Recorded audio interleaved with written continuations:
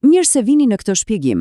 Sot do të zbërthejmë me entuziazëm se si një vegël fare thjesht ndërtimi fsheh në fakt një sekret filozofik të jashtëzakonshëm. Është absolutisht magjepse se si gjërat më praktike mund të mbartin kuptime kaq të thella shpirtërore. Sot do të flasim për pingulen, atë peshën e vogël të varur në një fije. E po, nuk është thjesht një mjet pune, është fjalë për fjalë një urë metaforike nga stabiliteti fizik te një karakter moral i pathyeshëm. Pra, le ta nisim duke e përkufizuar këtë mjet fantastik, jo thjesht si një instrument të arkitektit, por si një simbol të jashtëzakonshëm ekuilibri. Fizikisht, pingulja është e thjeshtë, një peshë plumbje tërhequr poshtë nga graviteti. Por filozofikisht ajo shndërrohet në një busull të brendshme. Përfaqëson drejtësinë morale dhe integriteti në një botë plot me paqëndrueshmëri. Është një kujtesë e vazhdueshme se, një lloj si një godinë, çdo njeri ka nevojë për një boshtë absolutisht të drejtë për të mos u shembur. Pjesa e parë, vegla e ndërtuesit dhe pika e kthesës metaforike. Për të kuptuar thellësinë e këtij simboli, duhet të shohim realitetin fizik të ndërtimit dhe vetë ligjet e gravitetit. Tani, ajo që është vërtet mbreslënse këtu është paralelizmi drejt për drejt. Kemi një strukturë fizike që ka nevojë për atë boshtin vertikal për të qëndruar në këmbë, dhe nga ana tjetër, kemi jetën e njeriut që kërkon një boshtë moral për t'i përballë presioneve të ekzistencës. Mendojni kështu? Nëse një murguri nuk është pingul, ai do psohet dhe bie. Graviteti nuk fal askënd. E njëjta gjë vlen për atë që quhet një karakter i shtrembër. Humbja e ekuilibrit moral krijon një kaos të brendshëm që hera apo vonë sjell rënimin. Bëhet kristal e qartë se pa këtë boshtë ndershmërie, çdo gjë që ndërtojmë, qoftë ajo e bërë prej guri apo e formuar nga zgjedhjet njerëzore, është destinuar të dështojë. Këtu filozofia merr një qasje gati inxhinierike ndaj moralit. Ndershmëria dhe drejtësia nuk janë thjesht tipare të bukura sipërfaqësore, por janë element majtëse absolutisht thelbësore. Kjo na kalon natyrshëm te pjesa e dytë, ligjet universale të drejtësisë. Le të shohim se si ky stabilitet individual reflektohet në një shkallë edhe më të gjerë. Pika thelbësore këtu është se drejtësia e vërtet nuk varet nga interesi personal. Jo, ajo është fjalë për fjalë një ligj universal. Është e lidhur ngushtë me harmoninë e vetë krijimit.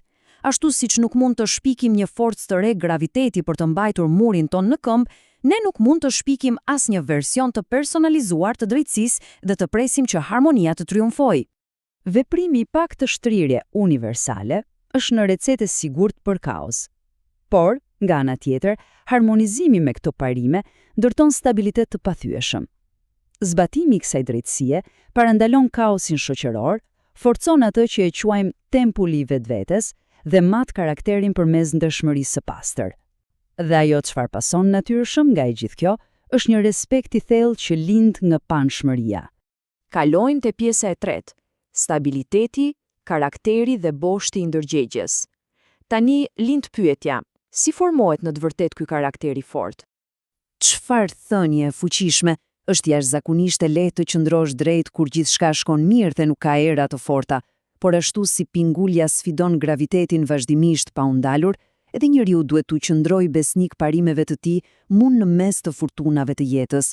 Është pikërisht ai tensioni i fortë, tërheqja nga poshtë, ajo që tregon nëse jemi vërtet të shtrirë saktësisht në boshtin ton moral.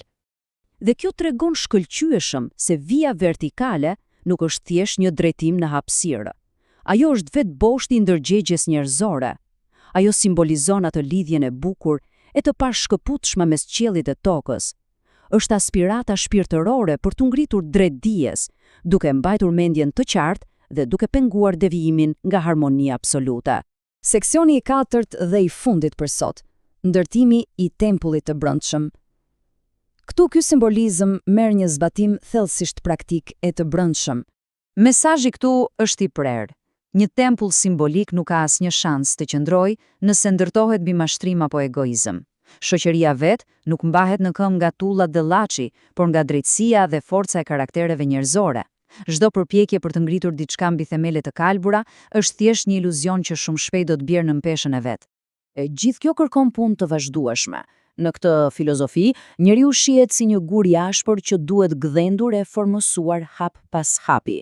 Praktikimi i ndershmërisë, zhvillimi i vetkontrollit, ruajtja e një disipline të hekurt dhe integriteti. asgjë nuk ndodh brenda natës. Është një goditje dalt pas goditjeje derisa të arrijmë atë stabilitetin e shumë kërkuar moral. Imagjinojeni pingulen si një kompas të mrekullueshëm shpirtëror. Ajo na drejton larg tërheqjeve të pastra materiale dhe na çon të sigurt drejt moralit, urtësisë dhe një respekti reciprok të vërtet.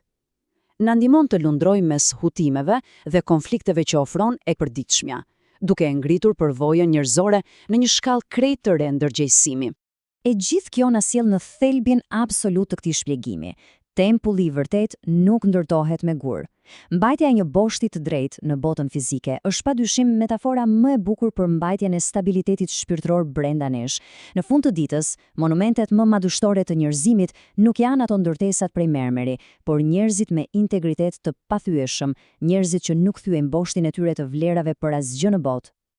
Dhe tek mbyllim këtë analizë, vlen të ngrem një pyetje thellësisht provokuese për të reflektuar. Në një botë mbushur plot e përplot me paqëndrueshmëri, cili është ai bosht moral që e mban vërtet në këmbë shoqërinë son sot? Nëse heqim teknologjinë dhe pasurinë, kush janë pinguilet e padukshme të botës moderne? Një pyetje vërtet për t'u menduar gjatë apo jo? Faleminderit që ndoqët këtë eksplorim magjepsës.